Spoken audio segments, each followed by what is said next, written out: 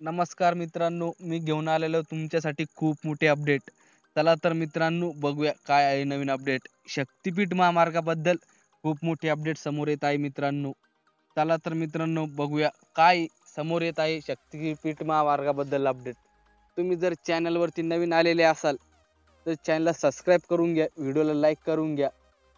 व्हिडिओला जर तुम्ही लाईक नाही केलं मित्रांनो तर मी यानंतर शक्तिपीठ महामार्गाबद्दल व्हिडिओ टाकणार नाही, म्हणून जेणेकरून व्हिडिओला लाईक करा आणि आपले जेवढे पण शेतकरी बांधव आहे त्यांची जमीन शक्तिपीठ महामार्गामध्ये जात आहे त्यांना हा व्हिडिओ नक्की शेअर करा मित्रांनो. चला तर मित्रांनो व्हिडिओला सुरुवात करूया.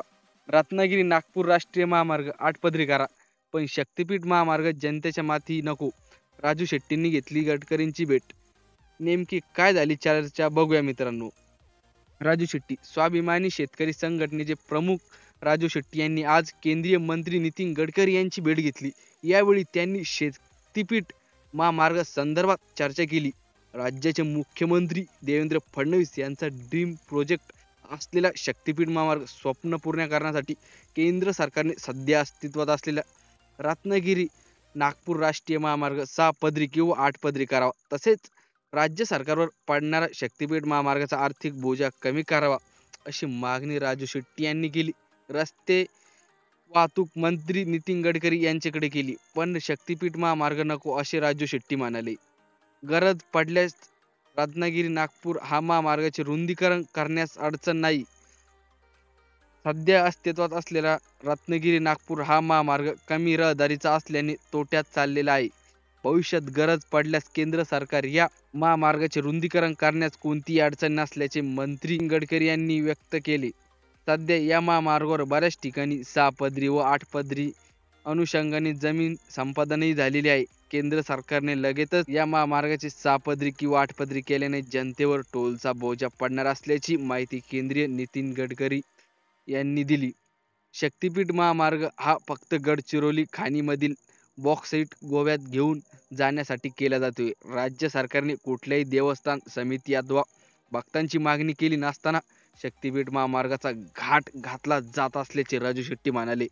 पवनार ते पाथर्डी पर्यंत असणारी सर्व देवस्थाने हे रत्नागिरी नागपूर या सध्या अस्तित्वात असलेल्या मार्गालगतच आहे. कोणत्याही देवस्थानाला दर्शनासाठी जात असताना वाहतुकीची कोंडी होत नाही.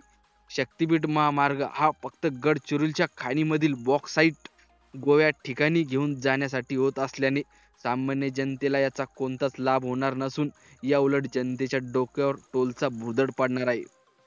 शक्तिपीठ महामार्गातून किमान 50,000 कोटी ढापले जाणार.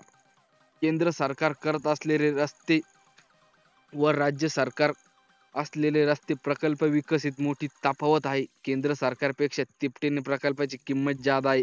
शक्तिपीठ महामार्गातून किमान 50,000 कोटीचा घपला पाडणार जाणार असून या बोजा राज्यातील जनतेच्या माथी पाडणार आहे.